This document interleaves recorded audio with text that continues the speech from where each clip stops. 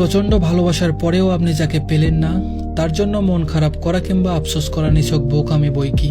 আফসোস তো সে করবে যে আপনার কাছে থেকে এত ভালোবাসা, যত্ন, আদর পাওয়ার পরেও আরেকটু ভালো থাকার জন্য অন্য কাউকে বেছে নিয়েছে।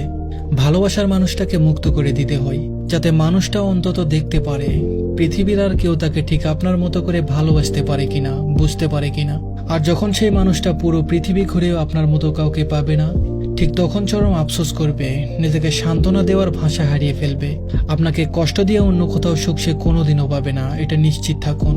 হয়তোবা আপনার সামনে নিজেকে সুখী উপস্থাপন করার জন্য নানা কৌশল অবলম্বন করবে ঠিকই, কিন্তু ভেতরে ভেতরে সে প্রচন্ড আফসোস করবে আপনার জন্য। পৃথিবীতে আজকাল প্রকৃত ভালোবাসা যে বড্ড দুর্লভ। যে মানুষ সামান্য একটু সুখের লোভ করে ভালোবাসাকে অবজ্ঞা করে, সে মানুষ আর কোনোদিনও ভালোবাসা পায় না। কেননা ভালোবাসার মাঝে যে প্রকৃত সুখ তা অনেক মানুষেরই অজানা। যাকে মন প্রাণ দিয়ে ভালোবাসতেন, যত্ন নিতেন, আগলে রাখতেন, তাকে না পাওয়াটাই বেশ ভালো।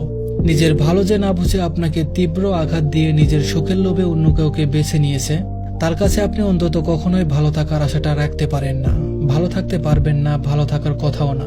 মনে রাখবেন, যাকে প্রচন্ড ভালোবাসা যায় তার থেকে যে প্রচন্ড ভালোবাসে তাকে হারানোর বেদনা অধিক কষ্ট এবং যন্ত্রণাদায়ক বটে।